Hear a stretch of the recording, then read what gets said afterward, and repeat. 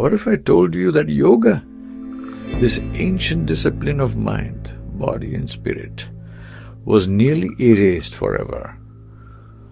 Not once, but twice. First under centuries of Muslim invasions, and then under the rule of the British Empire. But somehow, it survived. And in its survival, yoga became the silent force behind India's freedom. Before the British came, yoga was already scarred.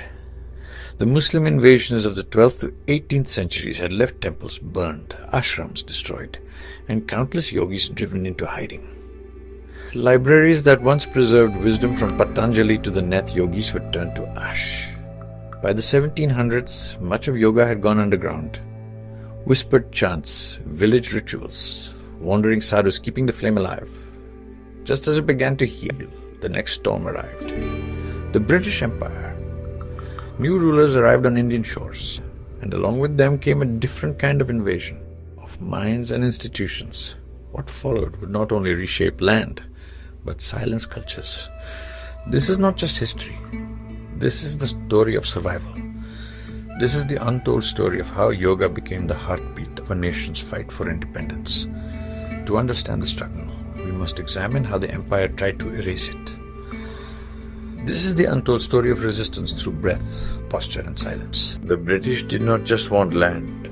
They wanted the Indian mind. Sanskrit schools were replaced with English education, where India's own children were taught to look down on their traditions.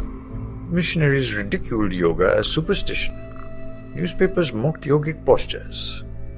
Colonial laws suppressed gatherings of yogis, often labeling them criminals or rebels.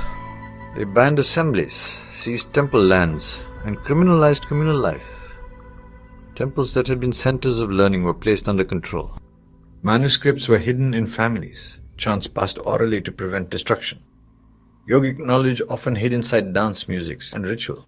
So subtle, even the empire did not see. Public mockery helped delegitimize ancient practices in the minds of many. To the empire, yoga was dangerous.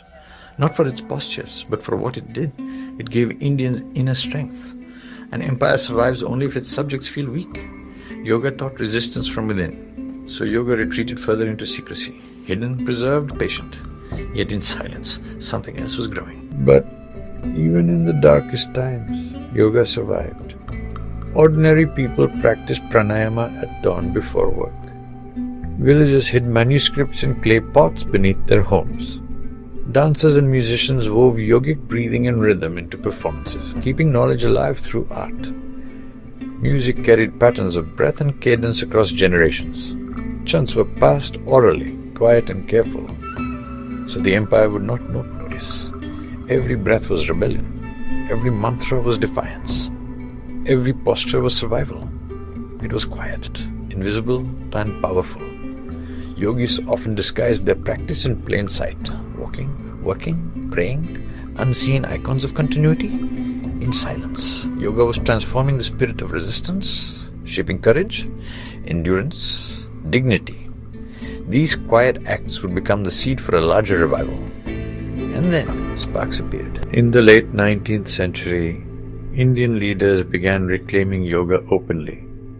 Swami Vivekananda, in 1893, spoke of yoga as universal science.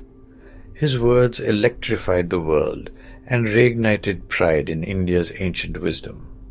Later, figures like Sri Aurobindo and Swami Sivananda carried the torch, blending spiritual discipline with national pride. Ashrams became hubs of renewal, bodies, breath, and ideas reforged. These ideas spread fast across towns and into cities, creating new centers of practice. Yoga moved from private practice into public life, inspiring leaders who would challenge empire. It fused with ideas of service, discipline, and national pride. Collective practice created shared discipline, a subtle but growing power. And then the movement found a leader who embodied yoga in action, a man whose politics were inseparable from his spiritual practice. Soon, yoga would not just inspire individuals, it would inspire an entire nation to rise against the empire. By the 20th century, India was broken by centuries of exploitation. But India had yoga. Most of the world knows Gandhi as a political saint, but few realize he was, in his essence, a yogi. He embodied Satya, truth, as the highest vow of yoga. His legendary fasts were acts of tapas, yogic discipline, austerity, and willpower. Ahimsa, non-violence, was not strategy but mastery over anger. His marches were demonstrations of yogic endurance, discipline in motion. Millions followed because they saw in him discipline, courage, and truth. Without yoga, Gandhi would have been just a politician. With yoga, he became the Mahatma. The British could not understand it. They had guns, but not that inner mastery. His silence was stronger than their laws. His fasting more powerful than their armies. His truth more enduring than their empire. Gandhi showed how yoga could transform politics into spiritual practice. Its influence spread into every corner of culture. Yoga's influence pulsed through dance, poetry, theatre, and music. Bharatanatyam wove yogic postures into stories of resistance. Performance became a vessel, art keeping memory alive. Poets used yogic metaphors to ignite patriotism. Musicians embedded rhythmic breathing into songs of solidarity. Even the spinning of khadi became a yogic discipline, simplicity as practice. Through arts, yoga gave Indians dignity when everything else was stripped away. Small acts of craft were acts of resistance. Mindfulness turned national.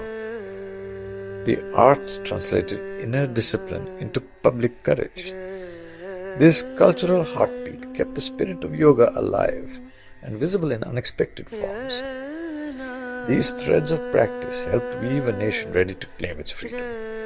But the story did not end with independence. Finally, in 1947, India broke free. The tricolour rose. This was not just political freedom, it was spiritual survival. Yoga had carried India through conquest and given the nation inner strength to endure. In the 1950s to 70s, masters like B.K.S. Iyengar, Patabi Jois, and Swami Satchidananda brought yoga to the West. Yoga crossed oceans into Hollywood, Wall Street, and gyms. But the West often turned yoga into fitness and business, leg warmers and hot studios. Is this cultural appreciation or cultural appropriation? Contemporary masters, Sadhguru Sri Sri Ravi Shankar, B.K. Shivani, and others continue to spread yoga globally. The practice is more accessible than ever, but questions remain about depth and context. Did the world embrace yoga or strip it of its soul? The battle is not over. It has simply changed form. Preserving philosophical depth matters as yoga continues to evolve. Subscribe, hit the bell, and don't miss part 4 of the untold history of yoga.